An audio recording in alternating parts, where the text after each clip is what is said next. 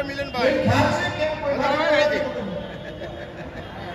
ધરણી ધરતી એટલે તમારે ફોન કરી દીધું ઉપર જો કીધું ફોન કે ધર્મનો જ્યારે અંતિમ સમય આવ્યો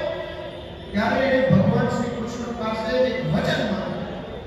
કે મારા એટલે કે કર્ણના અંતિમ સંસ્કાર